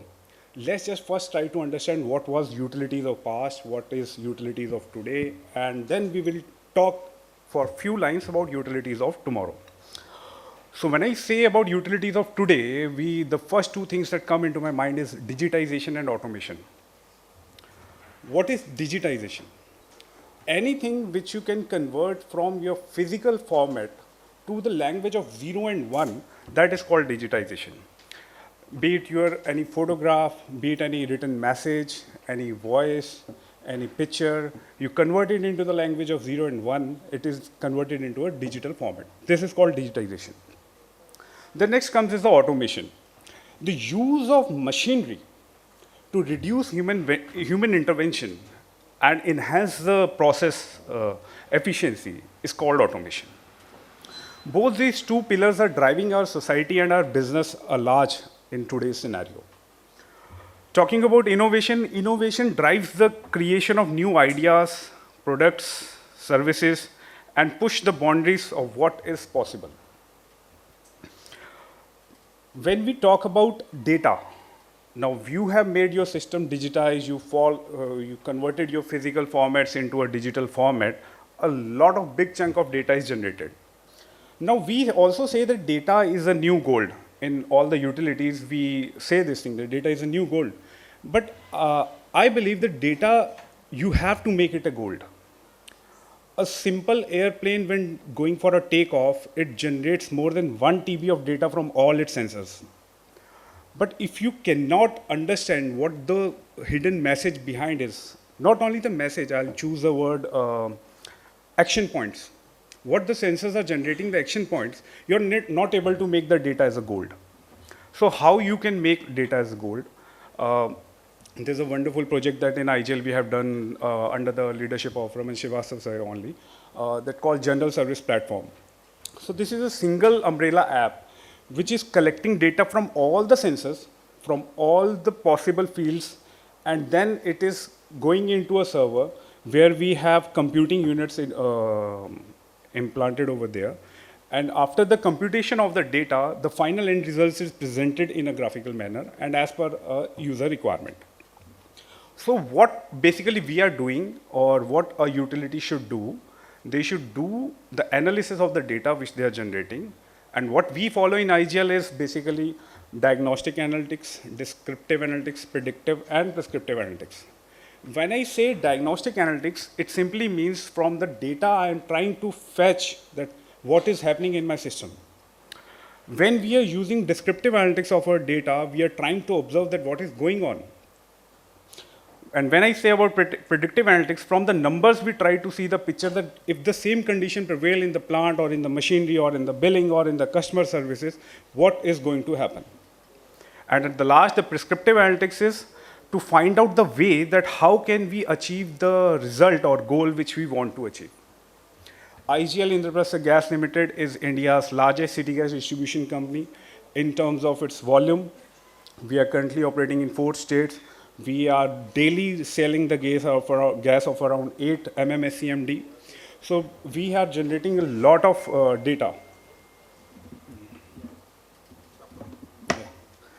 So, thank you. I think he also needs that wire for some amplifying of sound and making it in a digital format. So, yeah. So IGL is selling about 8 MMSCMD of gas daily, and a huge amount of data is we are generating. Now let me show you power of one simple analytics. We are using prepaid meters in Rewari. We have 2.2 million domestic customers. Now it is impossible to analyze each meter, that is it performing well or not. But with the help of our analytical platform, we have built a benchmark that if the daily consumption goes of any customer more than, let's say, 0.5 SCMD, then that means there is some trouble in the outlet of the meter. Because with our experience of 2.2 million customers, we have found out that the average consumption is 0.5 SCMD.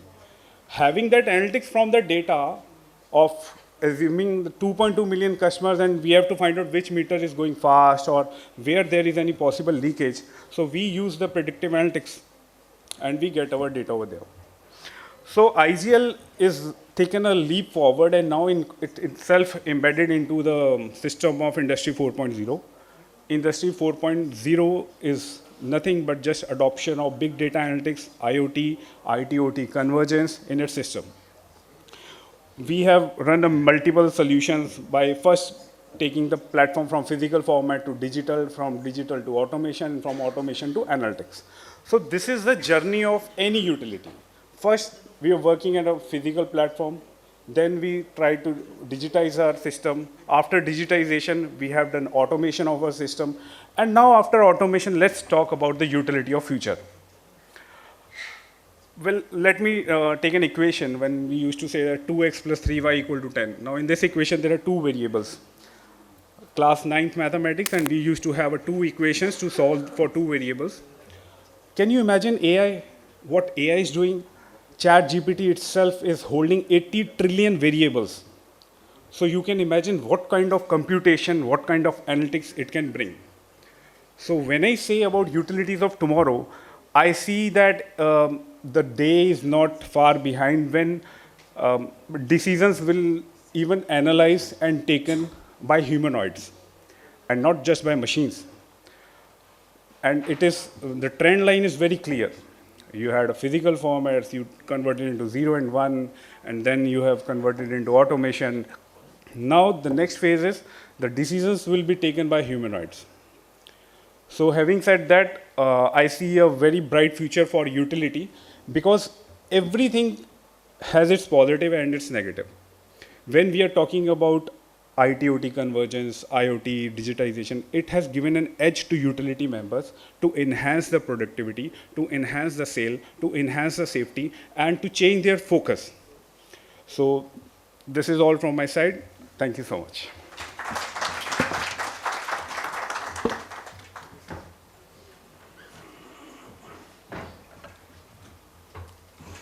Thank you, Davinder. In fact, that was short and very powerful message, which was again that how the journey of data moves in and how the organization growth goes up. And in fact, can you put the slides up over here for? And in fact, if you look at the session which we started with what could be the near-term, mid-term, and long-term perspective of where the utilities can come forward and share their experiences, their journey. And we have on the dais the veterans in the sector, be it electricity, gas, and water, plus the newcomers in the sector. So how they can leverage upon that, and a common minimum program which can be formed, as Mr. Daspatnaik mentioned, holding on to the key aspect. While each of them will grow exponentially, each one of them will grow exponentially in their own system, but how they can collaborate horizontally. That's where the whole essence is. We grow vertically to the level of where we have the losses level being brought down to the revenues being exponentially been growing for each organizations. But I want to share you some of those work which we're doing with the utilities here in Delhi and how the common horizontal platform is actually trying to help them to transform. Just put the slides there. And the where I opened the session after lunch with all our eminent panelists to speak about that. The perspective is, what do we bring to table as an Asset Plus Consulting? I have been with McKinsey in the past, PwC in the past, just with the 20 years of journey into the consulting world, with 5 years in the startup journey. We started our journey with the blessings of Mr. Sreedhar when we started journey work in the BSES part, with IGL when we tried to venture on with the water sector, with DJV. So what we looked at, just go previous slide, just go previous slide up. So this was the, and okay, just hold on. That means the control is there with me over here. It's there. No? Acha,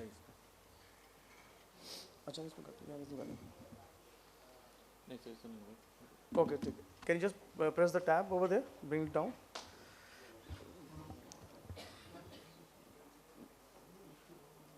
Bring it down, tab, next just, okay. So we talked about in the beginning how the horizontal collaboration will happen, and that's what we're looking at. Gas, electricity and water to share assets which are there to help them move on to the next level. And that's where I was talking about the simple things which could be transforming an eKYC platform, which is personalized KYC, helping utility to look at the things, or a customer onboarding or a customer campaign. That's what we're doing with some of the utilities. We'll share about that. And then midterms which are there, go to next tab. And how the billing has been enhanced by the door lock conditions to be looked at, and defaulters being done. So there we have certain experiences, and then long-term for the part of smart meters being put around where there are dual meters could be brought in. Now just move to the next slide. Just move to the next slide. Okay. And move to the next slide further that. So what we try to bring in, this is a platform. This is the platform which has become an integrated utility platform for utilities, and that's what been shared across electricity, water and gas. Now if you look at, there is customer engagement and promotion. So the experience of BSES going on to the part of the experiences through the IGL, who is expanding network, to the part of the water element where there are consumer onboarding.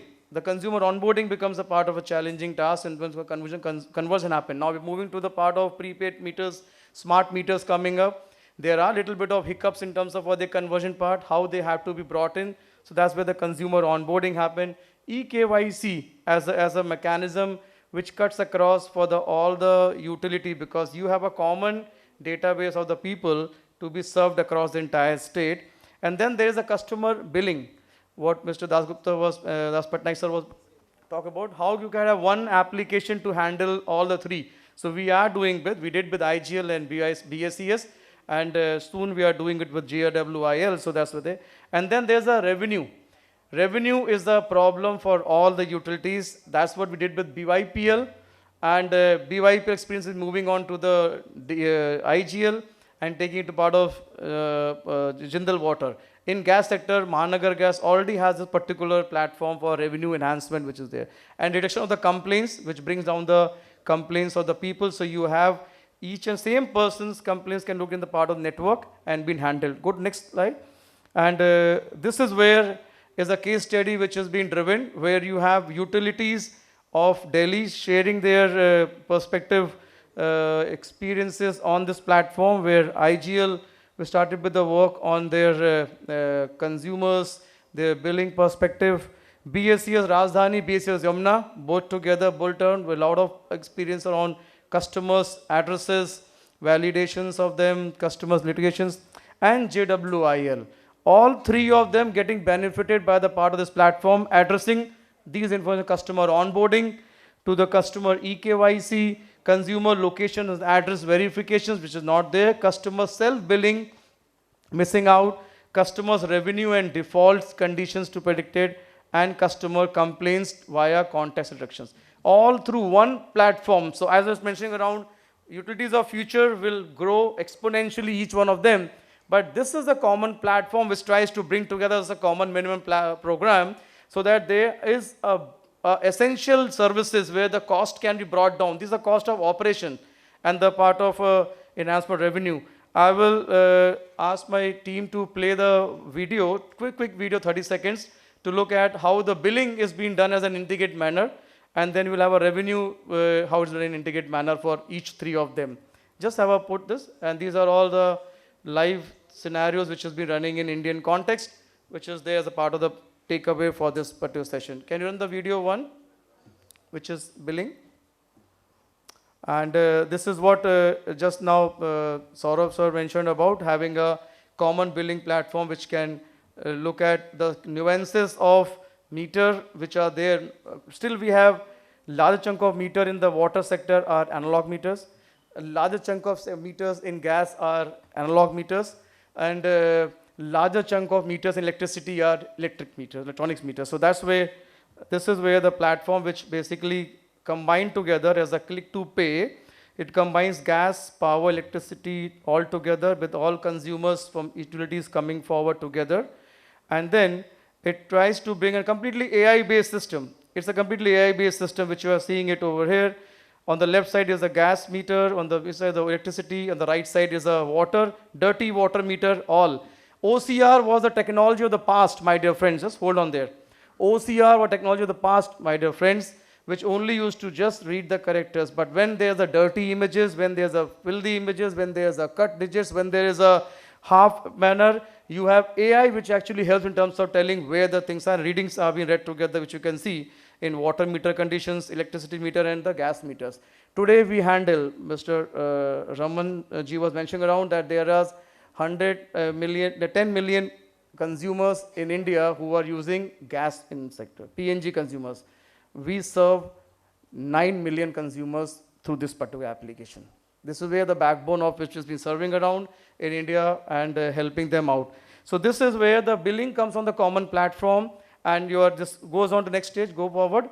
Data from this goes to central billing system, and then it goes to part of a payment gateway, integrated around, and the payments are being received by the utilities. So that's the way the integrated system completely on the billing part, which improves the metering billing efficiency. And the next thing is, so this has been done at various gas utilities in India, water utilities in India, and power utilities in India, which is there.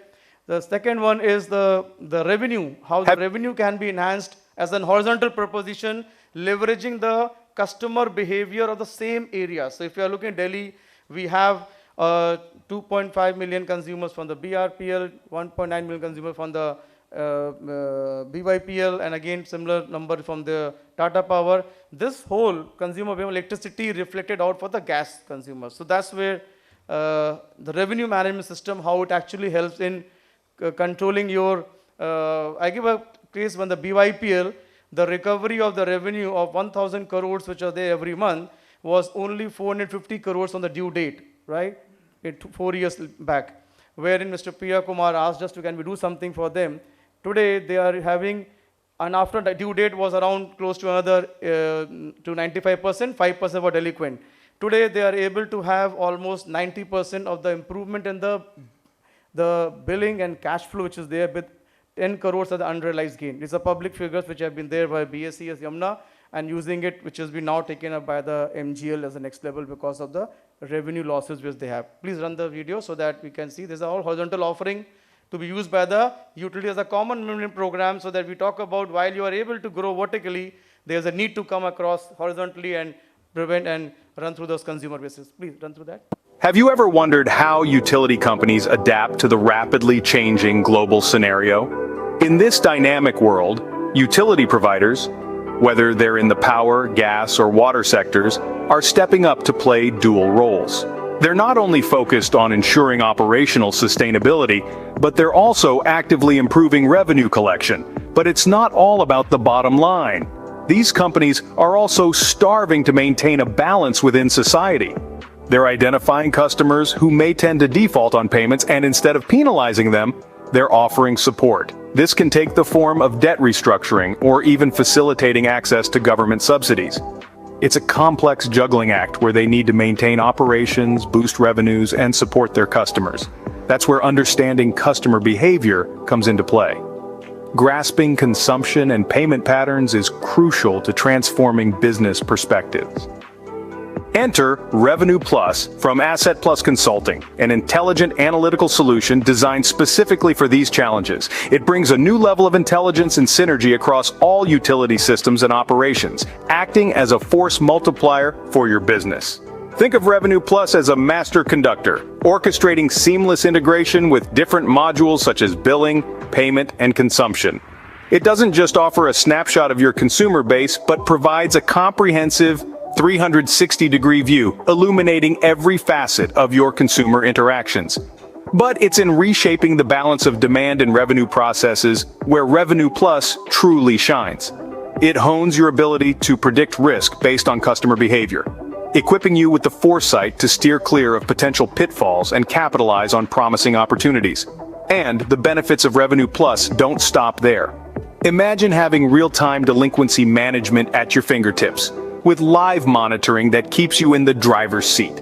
Consider the unrealized gain from interest on improved cash flow, a boom that can significantly bolster your bottom line. And let's not forget the unparalleled customer experience that results from a deeper, more focused understanding of your consumers. But above all, Revenue Plus empowers you to strike a delicate yet crucial balance. A balance between sustainable operations that keep your business running smoothly and the social goals that build stronger, more connected communities. Revenue Plus offers far-reaching business benefits, striking a balance between sustainable operations and social goals. Are you ready to predict risk with defaulter identification, offer early support, and get a grip on post-due date payments? It's time to harness the power of intelligent analysis to reshape the balance of demand and revenue processes. Imagine the transformation in your operations, the boost in your cash flow, and the improvement in your customer relationships. You can learn more about Asset Plus Consulting's Revenue Plus today. Predict the risk, offer early support, and get a grip on post-due date payment. Thank you. And so with this, I would like to thank the eminent panels on the dais who has given us an insight on how and what way the utilities has to leverage, share each other's assets, knowledge, and also transform in this mechanism by building together systems which can we work together in a collaborative manner. So certain takeaways which has come from the session, like how we can have in the HSE segment of safety, where you could have operation level, field level, while putting your infrastructure, those kind of systems can be brought in and utilized all across the platform. There could be the platform of best practices which have been there, used by utilities, be it part of SCADA processes, be it part of the consumer processes, be the part of the management of the networks. Those processes can come as a part of the a kind of a handbook which is be used for the utilities. And further, it also provides us an opportunity at ISGF to take this particular journey forward, to create that common union program, and as what Mr. Daspatnaik mentioned, to bring those horizontal benefit of utilities within a state. Why not? Where we are talking about Delhi, there is an opportunity to do in West Bengal, where we have Haldia, where we have CSC, and where we have the gas, GAIL over there as a power. We have an opportunity in Ahmedabad, where we have Torrent, where we have Gujarat Gas, and where we have Ahmedabad municipality. There's a opportunity in Mumbai, where we have Tata, where we have Adani as a utility, and where we have also the MGL as a gas, and Bombay Municipal Water. So these are the segments where the things can be taken up. In fact, Mr. Daspatnaik has a very positive side of it, and he has welcomed to say that you can start the journey, why not from the eastern part of the world, and then he has volunteered to initiate this particular process of bringing collaborative utilities together into the platform, and so that this particular common program can be taken next level. Thank you all of you for joining in over here for this session. Thank you, sir, for this wonderful vibrance takeaway from there. Thanks a lot. Thank you, Sumit, for moderating this session so well. With this, we come to an end of our workshop on smart utilities integration. I would like to invite Mr. Pillai to give the token of appreciation to our panelists.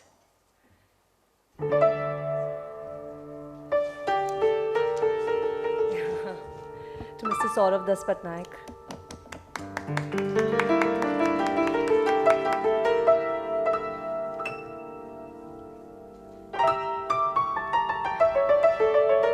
Mr. Sreedhar, Venkat. Thank you, sir. Mr. Raman Srivastava. Thank you once again, Mr. Srivastava. Mr. Dharmendra Tomar.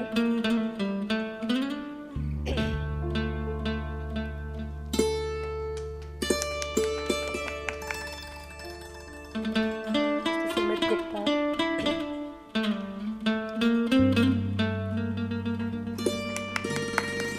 Thank you for moderating the session, sir. Mr. Presenjit.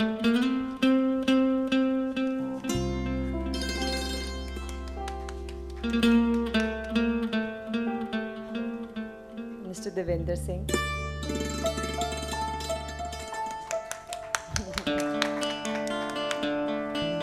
I request everyone for a group photograph, please.